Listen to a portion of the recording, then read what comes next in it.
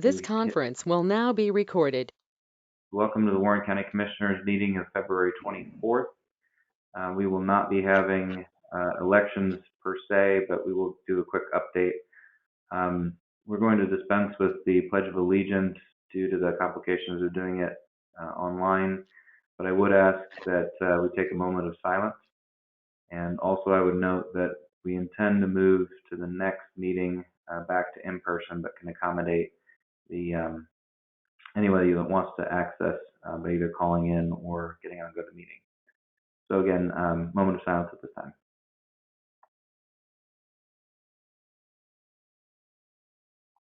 Okay, thank you. As already noted, the announcement that the meeting is being recorded.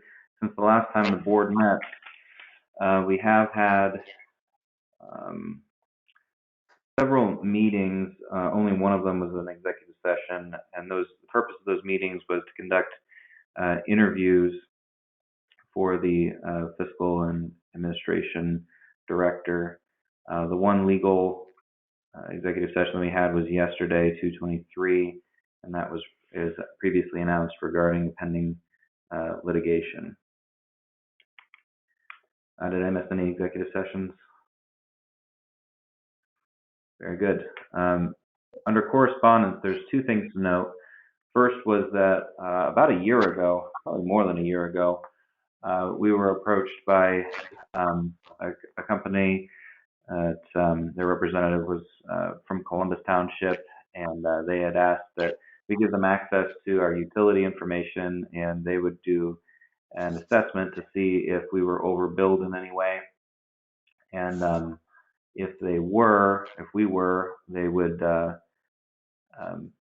essentially negotiate with the utility company. We would get half of the money back, and then they would keep half as commission. They just got back to us this week. I imagine it was delayed due to COVID, and kudos to our staff. They actually didn't find anything worth going after, so that was pretty impressive. At this time, excuse me, did Nathaniel get on? All right, if Attorney Schmidt gets on, anybody that sees it, if you could flag that, thanks. I guess I'll try to summarize briefly. He did send us a letter. I was going to suggest we announce in this correspondence section. The solicitor and elections director have gotten together and have two viable options for Warren South. Although we're not ready to vote on it at this meeting, we will be ready to vote by the next meeting. And in between now and then, we will be touring the two facilities in order to make a decision. So that discussion is finally coming to a close. This time I'd ask if there's any public comment. This is an opportunity for any of the public members on the call to ask us any questions or present us concerns.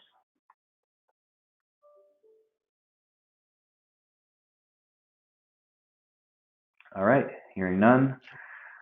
On the agenda today, there's some new business, but no old business. Have you had a chance to review the minutes from February 10th? Hearing no comments or corrections. Is Riley on the phone? I am. Can you hear me? Yes. Okay. Finance report? Finance report as of Monday, the 22nd,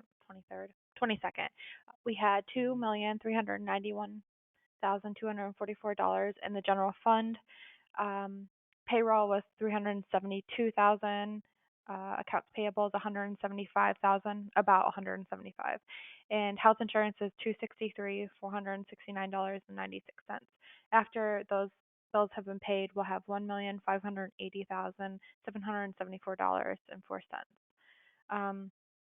In the Erie Bank, we have $1,244,615, and it's up 177% as of 2020. Very good. No draws on the TAN yet. I see Treasurer Munskard is on. Do you want to say anything? Nope. Okay. All right. Proclamations. Thank you, Riley. We have two. One is National Gambling Month Awareness, and one is the American Red Cross. Commissioner Eggleston, would you read the National Gambling, and Commissioner Durbin, the Red Cross? Yeah. Sure. March is National Problem Gambling Awareness Month, whereas on behalf of the citizens of Warren County, Pennsylvania, we are pleased to join Forest Warren, Department of Human Services, and Beacon Light Behavioral Health Systems Prevention Services in promoting March 2021 as National Problem Gambling Awareness Month in Warren County. Promoting the Awareness Month provides individuals in the problem gambling community an opportunity to educate the public and policymakers about the social and financial effectiveness of services available for problem gambling. Problem gambling is a public health issue affecting millions of Americans of all ages, races, and ethnic backgrounds in all communities, and which has a significant societal and economic cost. Problem gambling is treatable, and treatment is effective in minimizing the harm to both individuals and society as a whole. Numerous individuals, professionals, and organizations have dedicated their efforts to the education of the public about problem gambling and the availability and effectiveness of treatment. Forest Warren, Department of Human Services, and Beacon Light Behavioral Health Systems invite all residents of Warren County, Pennsylvania to participate in National Problem Gambling Awareness Month. Therefore, we, the Warren County Commissioners, do hereby proclaim the month of March 2021 as National Problem Gambling Awareness Month in Warren County, Pennsylvania, and encourage all citizens to help spread the message that there is help for problem gamblers through local resources and treatment, and encourage all citizens who either know someone or who personally struggle with moderating their gambling to seek free and confidential help locally.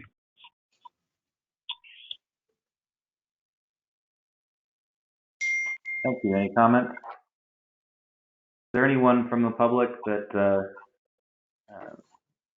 particularly would like to speak to the National Gambling Awareness Proclamation, or anyone from Human Services?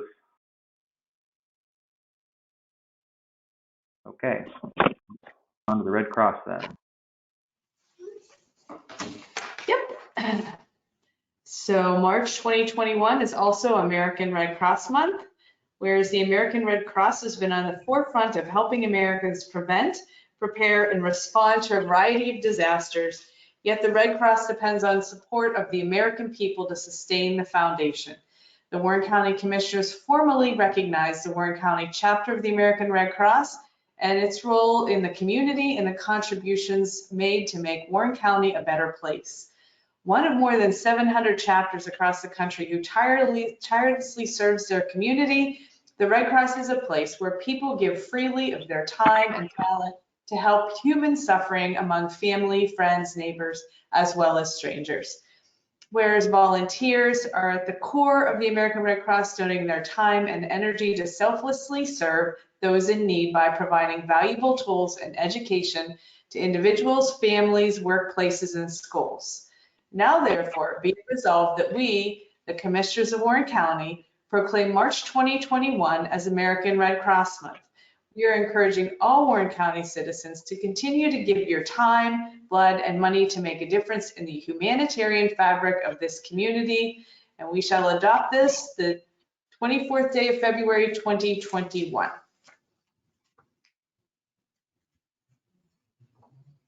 Any commissioner comments? Anyone else want to comment? Very good. Then I would ask for a motion to approve the consent agenda. I will make the motion to approve the consent agenda. A second. All those in favor, please state aye. Aye. Motion carried. All right, moving on to new business. The first thing I'm actually going to ask that we table indefinitely the Enviro Serve. The reason is we have been working with a company for a couple years now that offered to do our hazmat response for free.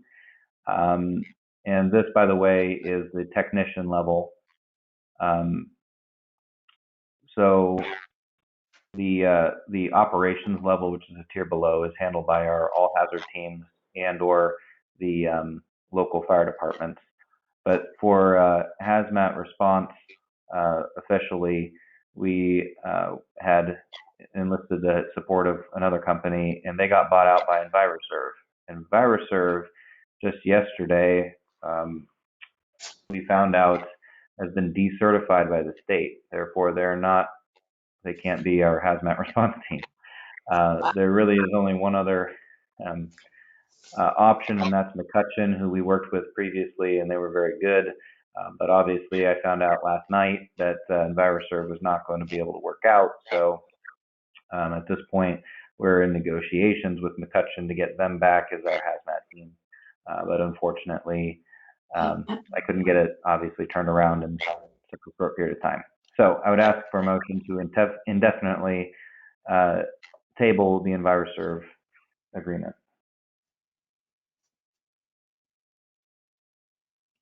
Make that motion. I'll second that. Motion made and seconded. Discussion. All those in favor, please say aye.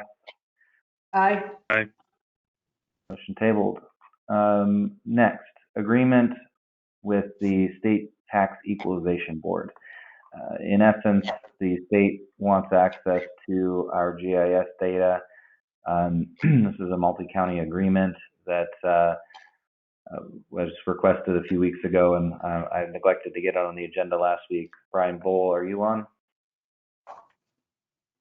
I don't see you're here, Brian. So with that, I just ask if there are any questions for me regarding this. If not, I'd ask for a motion to approve the agreement with the State Tax Equalization Board. I'll make that motion. I'll second. Discussion. So All those this in favor, Commissioner, is just Yeah. so that the Commonwealth has access to all counties' GIS. Yes. Specifically the Tax Equalization Board, though. Right. Yes, right. Attorney Schmidt, I believe I heard your voice. yeah, I was just going to mention for the board's benefit, the solicitor listserv has had some discussion going back and forth about this. I know several other counties were still negotiating with the state, even though it was past the intended deadline. So I wouldn't worry too much about the 2 weeks. Okay.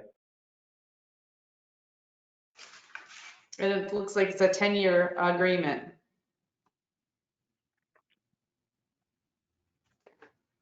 So bottom line, your recommendation?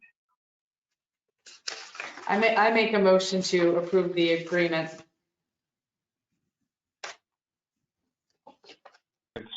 I second. I thought we did that already, but I thought so too. yeah. So I call the question. All those in favor, please say aye. Aye.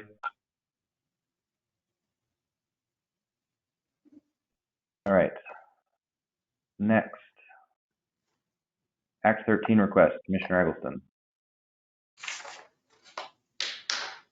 So, obviously, previously there was a Act 13 request for the Lacey Playground, the sensory playground on the east side of the city of Warren. That's been built. It's been a very successful project. The playground is heavily utilized, and it's sensory friendly and has a lot of amenities for special needs children, and then also is a very inclusive spot and very well put together. So everybody's very happy with it. They're going to further renovate the playground, which involves changing the surface in order to be friendly to wheelchairs. There's already I don't know what the apparatus for play for folks with wheelchairs. So this is just like an additional amenity, and I think there's a few other things that are going to be done. They're basically looking to raise some $50,000 that would be the match for a grant, and in order to kind of help push that along, this request is for $10,000 in Act 13 funds, which would be utilized as a beautification / recreation allocation. And so we've solicited a grant request from the Rotary Club, and I believe Adam Menio is on the line in order to discuss their application and his support for the grant. So Adam, would you care to speak, please? Sure. Yeah, on behalf of Rotary, I want to start out by thanking the commissioners for your continued interest and support of the project. When we set out on the phase one, we wanted to build a space that could accommodate everyone's needs, and while we've taken great steps to do so, there's still work to be done. So these phase two improvements, adding the rubberized safety surface to maximize the 6,100 feet of play space will not only benefit children with unique needs, but I think the parents and grandparents who, still have difficulty navigating that uneven wood fiber surface that's out there, So we really set out to make a playground that's truly all inclusive, and I think these phase two improvements will go a long way in making that reality. So again, we truly appreciate your support and consideration for the grant application.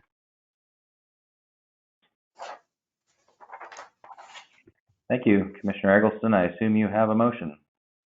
So I'd make a motion to approve the Rotary Club's grant application of $10,000 in Act 13 funds for the use at Lacey Playground.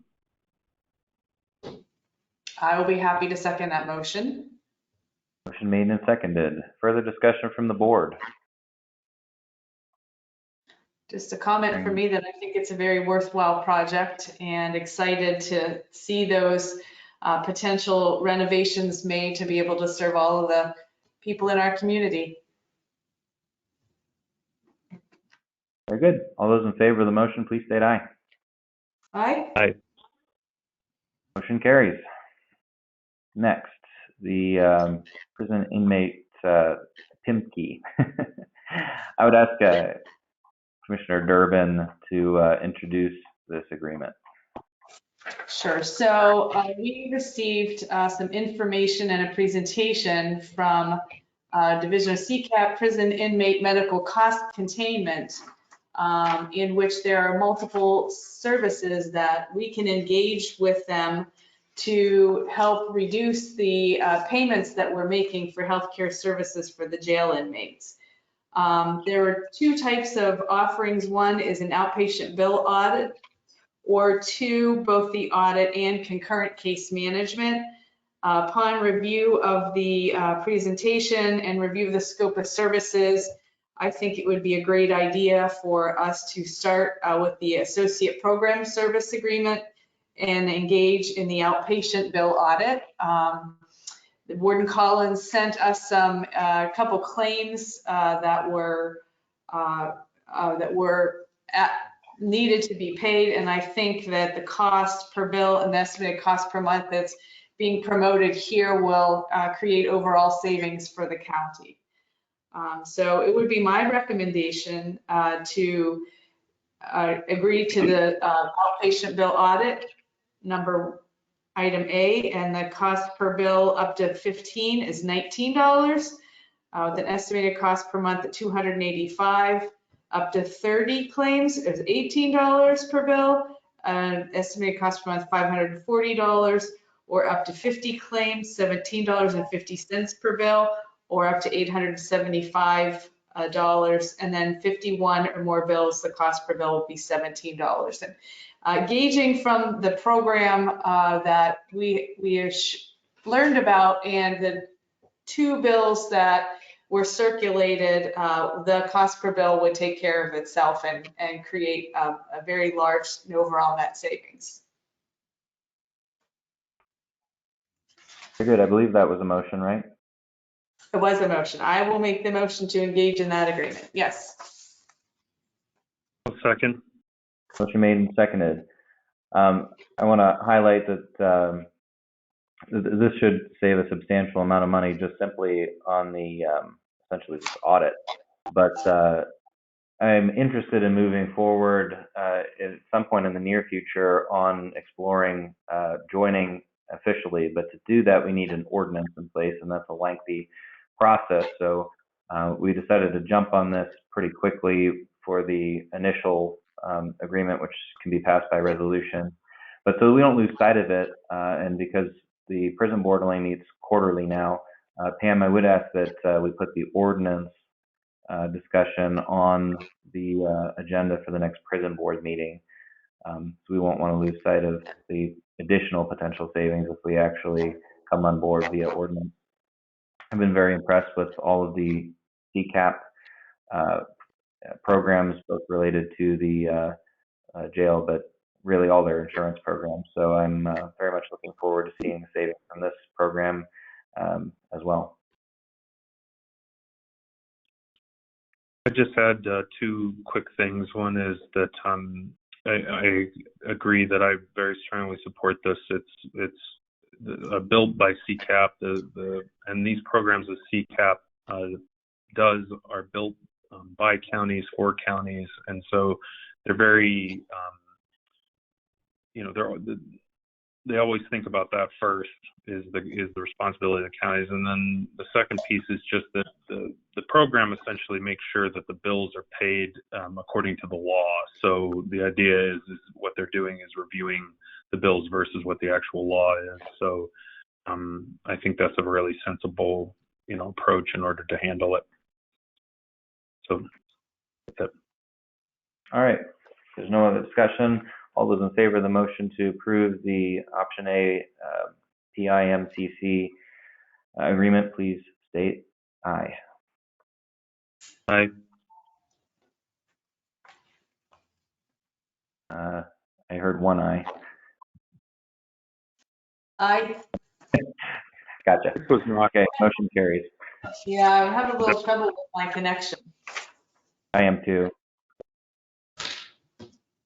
Agreement with CivicPlus, Commissioner Eggleston. The CivicPlus agreement is something that we started at the end of last year with the intention of utilizing CARES money to renovate both the websites for the county and also for human services. Obviously, the county website was renovated about 5 years ago. It needs another overhaul, and then CivicPlus, the way it's set up, is specifically for municipalities. Their clients are only municipal governments.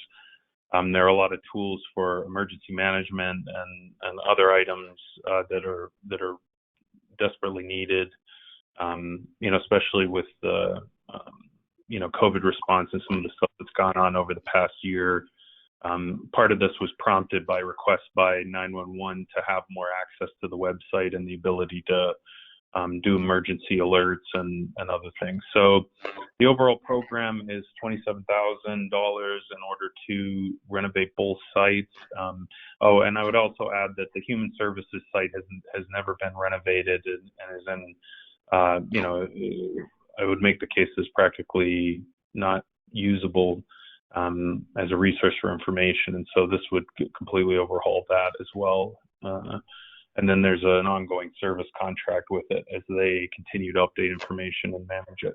So recommend that, or I'll make a motion to approve the CivicPlus agreement in order to move forward with the website redevelopments.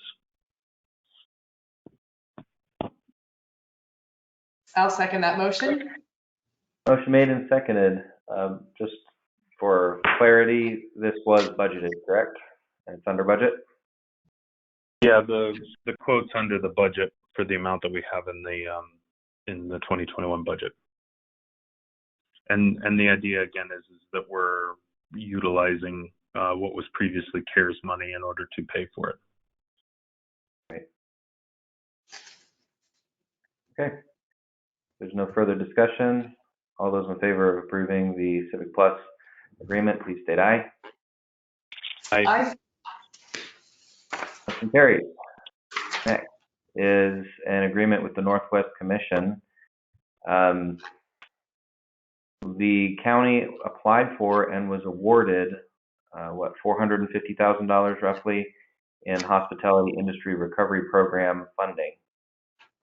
This is somewhat similar to the small business grant program that we administered at the end of last year, with one notable exception, which is that in the legislation, they insisted this time that a certified economic development agency, or a CEDO, be the one that administers this. So whereas last time we had the WCCBI and a couple of auditing firms, this will all just be warehoused in one organization. The Northwest Commission, of course, is our CEDO, and so we quickly had them throw together an agreement. They're, I believe, helping Warren, Clarion, Venango, Forest, probably everybody in the region except for the city of Erie, because I believe, or county of Erie, I believe Erie has their own. But either way, this is a necessary subcontractor agreement. I believe the treasurer told us that the funds are slated to come in, was it this week or next week? So in order to start getting this out on the street, we need to contract with the CEDO in order to get the applications coming in. So at this point, I believe when I talked to them on Friday, they had indicated that it would take a few weeks probably to get a unified application system up and going. But we could be looking at sometime in March to actually start accepting applications. By the way, this program is for a very defined type of business, and it goes by NAIC code. So it would be restaurants and tourist attractions and lodging and that sort of thing. And it has a minimum threshold of $5,000. So the talk of the region was basically that this would probably be administered in $5,000 increments by law. But we're almost thinking that we should probably err on the side of capping that at something like $10,000 per. Not to say that we couldn't do something like we did last fall, where you got an initial allocation, and then if there was anything left over, you could get an additional one. So that's generally where the conversation's at. So with that, I would ask for a motion to approve the Northwest Commission subcontractor agreement. I'll make that motion. I'll second. Discussion? Questions? Obviously, there'll be more information forthcoming in the near future about the rollout of the program overall. Sorry, Jeff. I was just going to say I'm looking forward to seeing the program move forward. During the Warren SBT program, I don't believe that we had any businesses in that sector. I don't think we had many apply for funding, so this will be an opportunity for them to kind of benefit from that. All right. All those in favor of approving the subcontract agreement, please state aye. Aye. Aye. Motion carries. Next on the agenda, we were offered a free service through CCAP, through their, I believe it was their P Corp program, to implement Stop It. And Stop It is kind of like an app hotline to report anonymously any allegations of harassment. One, besides the obvious, one benefit of this is that it reduces our premium by 0.5%. And in fact, Mr. Hearn, just before leaving, had committed tentatively to it and was going to bring it before us, and somehow it got lost in translation, but thankfully Kaylin found it recently and asked that it be added to the agenda. So the agreement is straightforward, but again, doesn't cost us anything. In fact, it saves us on our premium. So with that, I'd ask for a motion to approve it. Could you say once again, Ben, what either the percentage or the amount that it'll be saving us? I missed that. 0.5% of our premium. 0.5%. Okay. Mm-hmm. Well, I am certainly in favor of that, both from a cost savings perspective as well as encouraging anyone who, feels that they're not treated correctly to access the hotline. So I will make that motion. I'll second. Motion made and seconded. Further discussion? All those in favor, please state aye. Aye. Aye. Motion carries. All right. Are there any last chance, I guess, for public comment? Hearing none. Pam, can you make me presenter?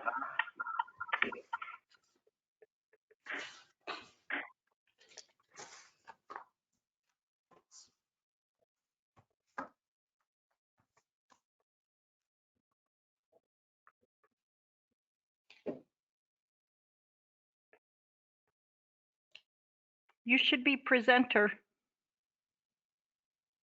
Yep, got it.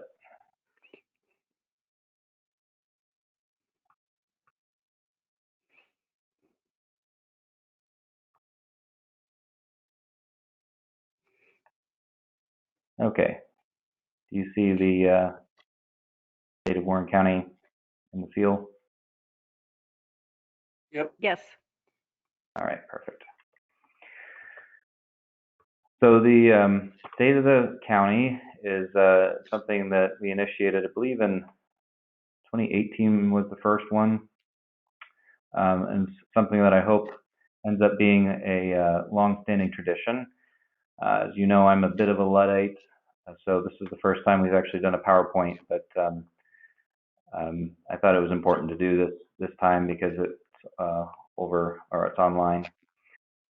I hope that this is my last State of the County, not because I'd be leaving, but because I'm advocating that Commissioner Durbin become the chair next year. So I'm hopeful that this is my last one. Just to recap what we do with the State of the County, go over and remind ourselves of the mission and functions of the county government, make sure that we're in line with the scope, the constitutionally defined scope, and understand fully the status quo of the county. So I'll throw in some statistics there as well. And then we want to go over the progress, the projects and statistics that were made in the last calendar year and give an opportunity to praise our departments for their fine work. And then finally, lay out the priorities for the new year. So just to remind us what the established mission and function of county government is, to make sure that we haven't crept beyond our mission and that we're fully engaged in our mission. The Warren County government seeks the common good and happiness of a growing and educated and employed constituency, affording opportunity and upward mobility of our underprivileged in peace, economic prosperity, and administration of justice for all. Now that's kind of the vision that we seek, but specifically the Warren County government does 5 main things. The first is orchestrate safety and order, and many of the departments play a role in that. Obviously, the 911 center and EMA, particularly in the past year, the sheriff's office, et cetera. We equitably enforce laws and restore lawbreakers. So the jail has a major component of that. Obviously, all of the court-related offices, the DA, PD, et cetera. We care for the underprivileged, which I think is most seen in the children and youth and human services space. But many of the departments touch on that too, such as probation and the jail. We rejuvenate community and facilitate economic development. The county government primarily does this through external agencies such as the Northwest Commission, the WCCBI, the Industrial Development Authority, and so forth, as well as the library. And we promote shared heritage through the Historical Society, the library, and many other agencies that we support. I view it as a solemn duty to take our small piece of the world, our inheritance, that's been passed down for now over 200 years, and carefully reform it to the present age, restoring what has been passed down while cultivating new programs to meet the needs of today's communities. We are, as I've said in previous years, the caretakers of a precious inheritance. And it is our job as elected officials to take the time, talent, and resources that we have to cultivate a political community that seeks a lawful arrangement of constituents and public interactions. And it is a big task. Countywide, we saw population decline in 2019. So the census data lags about a year. We'll be finding out what the 2020 census showed, but tentatively we're rather concerned because we understand that a fairly sizable percentage of our population did not participate in the 2020 census, and that will have effects on federal funds that come to Warren County. But they estimate that in 2019 our population declined some. Some estimates would indicate that we saw a little bit of a boost due to COVID-19 as people moved out of bigger cities and became permanent residents of rural communities. But we don't have any idea yet what that actually means in terms of numbers for Warren County. Our poverty rate is about the same as Pennsylvania and hasn't changed a whole lot at 12.7%. Our high school graduation rate remains higher than the U.S. average, but our bachelor's degree or more continues to lag significantly from the U.S. average and Pennsylvania average, about 13 points below. Household income remains about the same, but it's lower than the Pennsylvania and U.S. averages, about 80% of that. In terms of median age, we continue to be one of the more gray counties in Pennsylvania and the U.S. The median age here is 47.4, which is about 7 years more than Pennsylvania and the U.S. In terms of veterans, we remain one of the highest counties of population in terms of veterans. Almost 12% of our population have served, which is 50% more than the U.S. average. Our suicide rate remained relatively stable, as well as our drug-related deaths, but I'll get to that because the coroner reported on those as well. Our employers remain the big ones that they have been: Northwest, the school district, United Refinery, Pennsylvania, the Commonwealth of Pennsylvania, Blair Corporation, Warren General Hospital, the Rouse Estate, Walmart, Worley, and Betts. Obviously, Blair is in a little bit of flux, but these dates are as of January 2021, so we will see what happens in the coming months. Our unemployment last year in 2020 bottomed out at about 4.1%, which was really pretty exceptional at the beginning of the year.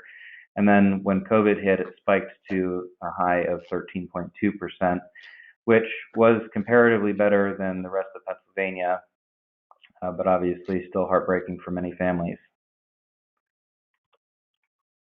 So a few statistics and big projects, starting with highlights. We first of all welcomed Commissioner Durbin to the board in January of 2020, happily, and we buried the time capsule from the bicentennial event. We were also able to have Ice House entrepreneurial training, which we hope to get in the schools in the near future, but obviously then COVID hit. And that was pretty much our focus for most of 6 months, whether it was being on the news, advocating with the state, or managing the emergency management agency, et cetera. That pretty much consumed our months of March, April, May, and to a lesser extent, June, July, and August. But when things started to taper off in terms of the initial response and planning for COVID-19, we got the CARES Act in the summer and distributed $3.5 million in CARES Act funds, the most sizable portion of that being to the small business grant program, which was very successful. No sleep for the weary, though. Immediately on the heels of that, we managed the presidential election, which went shockingly well in Warren County, considering the political mess that it was for the rest of the country. There were many facets of EMS that we worked on in 2020, helping several of the battalions with mutual aid agreements and such. Actually, almost all of the battalions we touched in some way in 2020. And I went through the final capstone of the CCAP leadership programs The Broadband Task Force was launched, and Commissioner Durbin has been running that. The Industrial Development Authority, which had been kind of dormant for years, was revitalized in order to help facilitate that broadband discussion. We changed the pension manager for our pension plan, and Innovault co-working space was awarded a $10,000 grant, which has gone a long way in getting it to almost open. And the project management class, PMP, was held for, I believe, 18 of our staff. So we have 18 employees now who have gone through official 36 hours of project management training. We got the government management system up off the ground, and more on that in the very near future, but we hope to have that completely stood up by the end of the year. And finally, at the end of the year, we wished Register and Reporter Lori Bimber and Sheriff Ken Claycamp adieu, and welcomed in Sheriff Zeibel and R&R Eastman. In terms of fiscal, we had a slight decrease in the 2021 budget for property tax, and that's due to property tax appeals that were lost. The budget went up a little bit, about $250,000, and that was largely due to previously negotiated union wages and retirement contribution. And it was largely offset, thankfully, by one of the first decreases in healthcare costs that we've had in a long time. All of our previous audit findings have been dealt with, and we ended the year with $600,000 more in our Erie bank account. And we were largely able to do that in part because of CARES Act, but mostly because of an unprecedented response in terms of property tax payments, both current and delinquent. And of course, I'll say it again, the county did not increase taxes. IT-wise, boy, they were run a little roughshod last year. IT saw a 10% increase in their tickets. Many of them had to do with COVID and end user support. They implemented a lot of projects last year. I think 2019 was really the year of doing some facility upgrades. 2020 what ended up being a bunch of big updates for our IT department. They had 35 some million packets that were blocked. They took some CARES Act funding to give remote access to employees so we could work from home and or socially distance. Related to that was the multi-factor authentication deployment. They replaced a mess of servers, one or two related to security, and then they oversaw the jail management system server replacement as well. We had 0 security breaches, which is a pretty amazing statistic, and given how much we get bombarded. The email archival system at this point sits at 9.2 million docs, and Laserfiche just under 2 million. And they also did a big upgrade to the phone system to allow us to access our phones through our cell phones. HR reports 1 more employee at Human Services, 1 down in Domestic Relations, 1 up from in Public Safety, 2 down from jail, and the courthouse and MDJ offices are up 5. And HR made significant progress at the end of last year on updating the employee handbook, and we hope to do the first tranche of updates here in the next few weeks. Maintenance, refreshingly, did not have any big ticket capital items that we worked on last year, which is really quite a good thing given the fluctuation that we had in years prior. So hats off to Jeff and Pam and Matt for really taking the bull by the horns in 2018 and 19 and getting us to the point where we have very level facility needs at this point. Much of their time and effort last year went into safety protocols, such as making the plexiglass barriers around the courthouse. the main project in 2021 related to maintenance is probably going to be record storage. Tax assessment did a surprising amount of almost 560 properties that were field viewed, which is comparable, if not a little higher than previous years. And that's impressive to me because they did that all during COVID. They had a normal about 3,000 calls for information, and pretty normal 1,158 deeds, 657 change notices, and 310 homestead/farmstead notices. Tax Claim Bureau had a bumper year. They only published 602 properties and only sent 40 to judicial sale. Currently, the repository list sits at I believe, an all-time low of 52. And then people were using their stimulus money to pay their back taxes, so we saw a significant increase in revenue from them.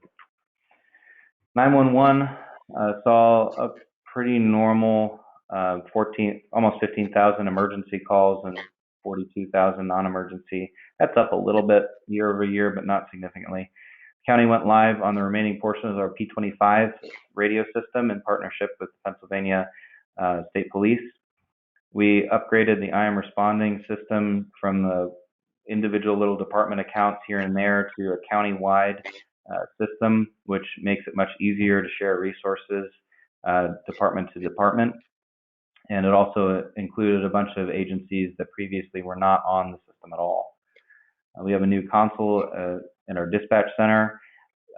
Hats off to the 911 coordinator and quality assurance person. We ended up having our training program be one of the first in the state to be spun up and approved by PIMA. In fact, we may have been the first when you consider those two factors. And we also acquired a tower that's allowing us to replace redundant towers. And EMA, we had our first full activation of the Emergency Operations Center, albeit remote, and pulled in the Public Information Officer for the first time. And that was all to deal with the pandemic. We also threw up a Joint Information Center. Our staff did contact tracing, a lot of PPE training. We handled distributions from FEMA and PIMA, and handled hotlines from calls from citizens who were asking questions. There were refreshingly only 2 hazmat responses that they responded to last year that were billable. Planning department finished the county recreation plan, and in conjunction with public safety, finished the all hazards mitigation plan and the continuity of government operations plan, and advocated for $21.6 million in highway and bridge projects that PennDOT did in Warren County last year. And then the county commissioners gave $103,000 in Act 13 bridge funds. Zoning and grants, we did the CDBG funds as usual, and then also did, of course, the CARES Act money that I already mentioned. They did 55 subdivisions, 256 new construction permits, which is up, I guess not too surprisingly, because people had some time on their hands to work on this project last year. And then collected 14.5 tons of electronic waste and over 6 in household hazardous waste. The prison had a dramatic decrease in population due to COVID. The daily average had previously been 122, and in previous years we've had problems with having to put inmates on COTS places. This year it was a much more manageable average of 106, which is about 76% capacity. But one unfortunate thing about COVID in the prison was that some of the transports to state correctional facilities were significantly delayed. Despite the pandemic, they were able to implement new tablets with Tech Friends for visitation, a new commissary system, and happily a new jail management system, as well as the body scanner. At this time, we don't believe there's going to be any significant capital purchases needed in the prison. The sheriff's office saw a pretty normal license to carry number of 2,400. Warrants were surprisingly up at 665. Transport's unsurprisingly down to 42, which is great for our bottom line. Single point of entry saw a pretty normal amount of guns and knives that were taken temporarily while people went into the courthouse. Protection from abuse was pretty normal at 74. Civil process, we'll actually get back to that with prothonotary, but that was at 555, et cetera, et cetera. Elections saw probably the highest turnout we've ever seen for a presidential election. Whereas in 2016 presidential election, we had 496 mail-in ballots. We had a total of 3,818 in the primary. And then for comparison in the general, the 2016 election was about 1,200, and that multiplied many times to 6,682 for the general election. As you probably all well remember, we had to staff up significantly to handle that. The elections team did a marvelous job at explaining things with the new voting machines to the public and managing a very contentious election with many changes almost daily, it seemed, from the Department of State, particularly in light of Act 77. In terms of voter registration, Democrat registration went down to 9,797, and Republican registration went up to 15,699. With independents, the total registered amount of voters in Warren County is 30,486. Veterans Affairs. Dolores Steck took over as the director and unsurprisingly reported lower numbers of assistance than in previous years due to COVID-19 and unavailability. So they had 146 claims submitted, meaning veterans received about 2.3 million in new claims. As I mentioned, we still have a record high amount of veterans. Treasurer Munskard reported that there were 4,330 dog licenses sold, which is down a little from last year. 9,027 doe licenses, which is up, and that's higher than it's been in probably at least a decade. Hunting licenses, a revenue of 95,518, which is up a little bit from last year, and fishing licenses were pretty normal at about 6,000. Human Services, we saw a pretty normal amount of 302s at 48 during hours and 63 after hours call-outs, 183 mental health intakes, 190 intellectual disability service coordination cases, 47 individuals at DEI, an average of 8 adolescents in treatment, 6 at Warren State Hospital, 44 in CASP, 24 forensic related cases, 3 intensive outpatient, 27 outpatient, and 1 rehab, 133 drug and alcohol cases, and for the first time in a while, 0 methadone dispensations. CYS saw 325 GPS investigations, 119 CPS, services to 365 children within 170 families.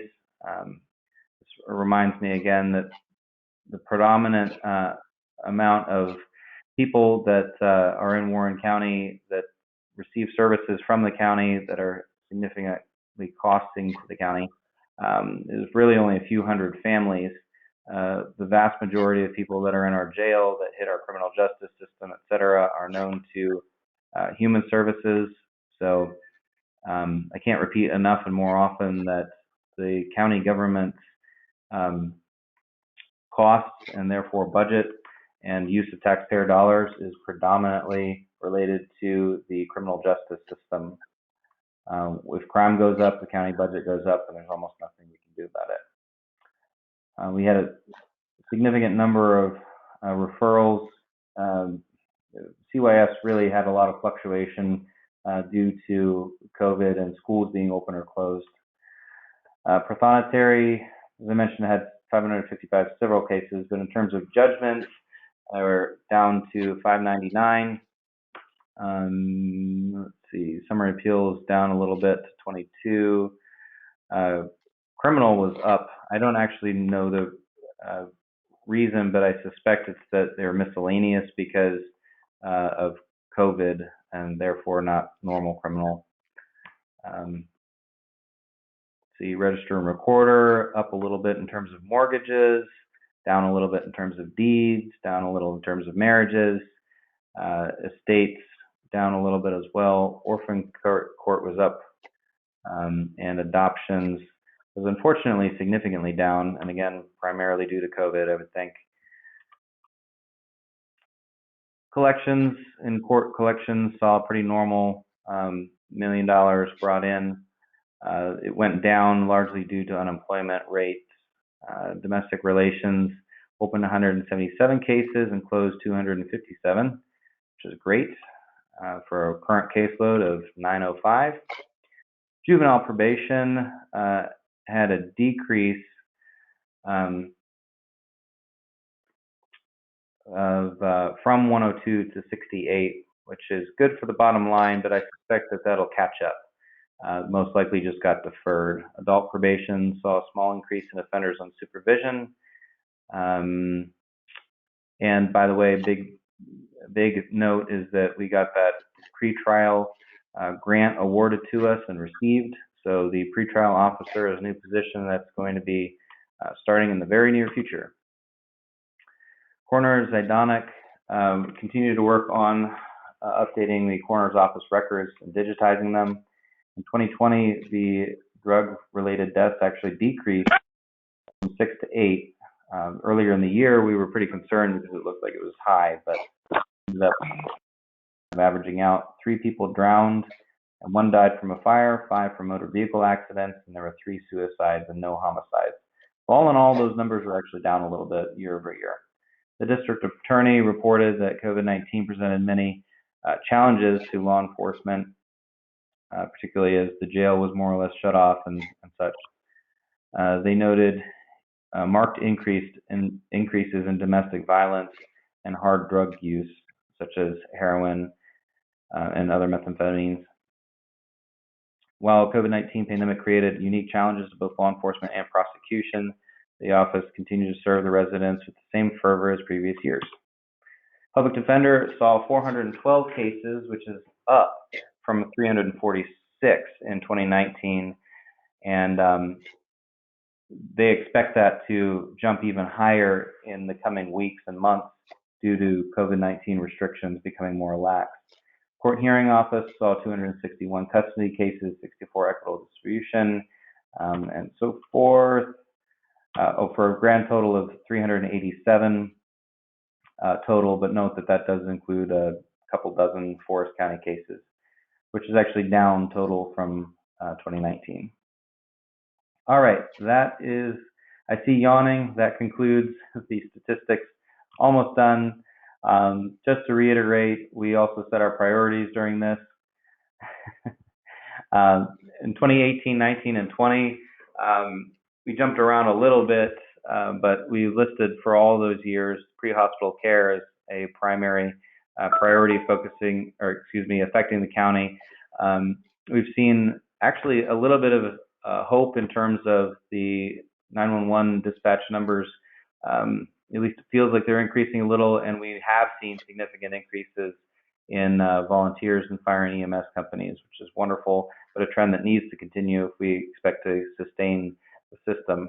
I'd also say that quite a few of those volunteers are folks that had gotten out of the business that are coming back, and that is obviously awesome. At the same time, we need some young members, some new blood to take up the mantle. Behavioral health. In previous years, we've listed mental health, forensic issues, and substance abuse as the primary things to focus on there. If anything, COVID really exacerbated those problems, and it actually exacerbated EMS as well. But no real change there. And then in terms of socioeconomic issues, structural unemployment remains a significant problem. Unfortunately, the low unemployment rate is now a problem that flipped. I mean, it's now we have a higher unemployment rate. The declining population remains one of the biggest reasons that employers are looking outside of the county to expand. So in terms of priorities for 2021, some of these are things that more or less got deferred in 2020, but they've all been affected by COVID and therefore have found their prioritization here. So the first is broadband. COVID definitely shown a spotlight on the fact that there's a significant lack of rural broadband. A hospitality grant is going to be a project to manage. As I already mentioned, that is about $450,000 that will be in $5,000 increments given to hospitality industry-related businesses. The government management system is something we've talked about for years, but we're making significant progress even in the last month on creating the manual and creating the system by which we will number procedures and instructions and so forth. Innovault, the co-working space, is another thing that we've been talking about for years, and it is near opening. I would anticipate about a couple months out. Phil Gilbert, myself, my father, Jameson Shepard, and a few others should be credited with going there and spending most Saturdays working on the floor. And if there's any volunteers that want to help out, let me know. We will continue to monitor the pandemic and respond accordingly.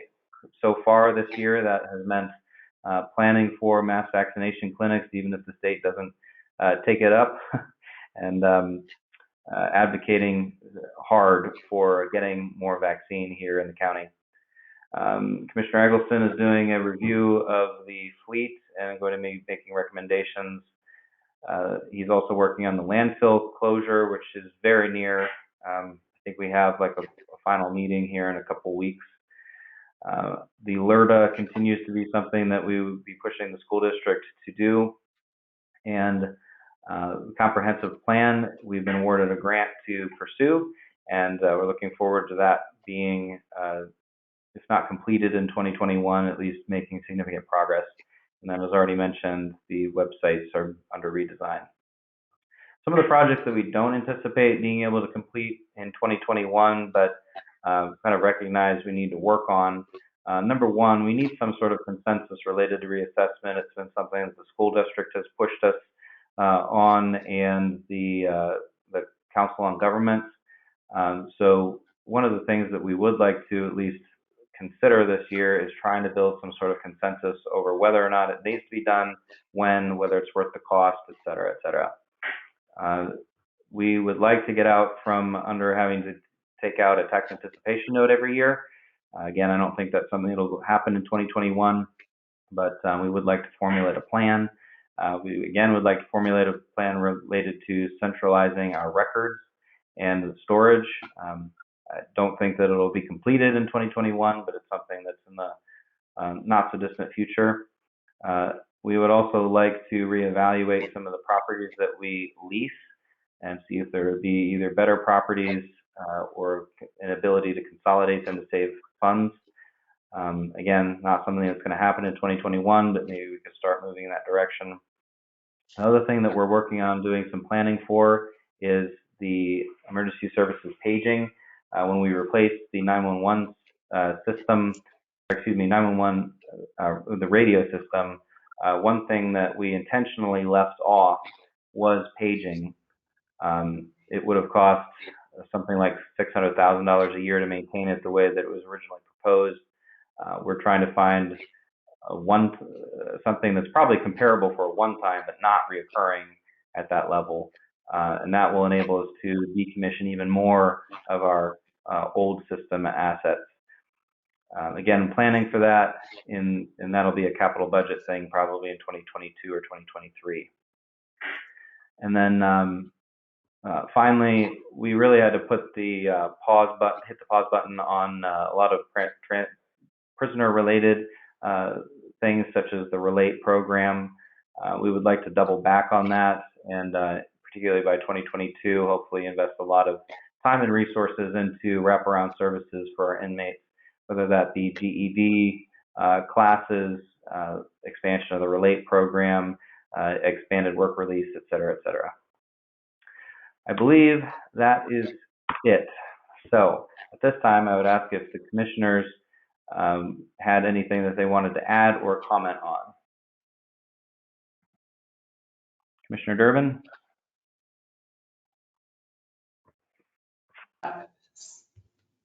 Sorry about that. It's going to be an aggressive year, 2021. I'm looking forward to the projects that I am working on. I appreciate all that you've done, Ben, in lining out 2020. I have to say it was quite a year. And I said that I've enjoyed working with everyone at the county this year. Look forward to 2021 as well, and enjoy serving office with both of you. Thanks, Commissioner Eggleston. Appreciated the succinct and very, detailed and specific state of the county. It was educational and interesting, and my yawn was more of a lack of oxygen to my own brain, not a reflection of your,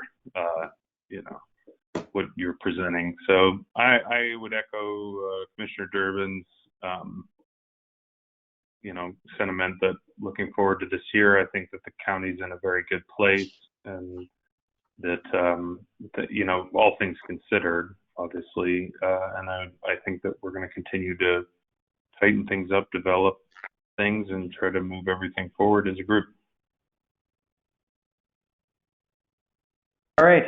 At this time, I believe we've exhausted our time, and if you have no further comments, then I would ask for a motion to adjourn. I'll make that motion. I'll second. All right. Thank you, everyone, for joining us. We're adjourned. It was a pleasure.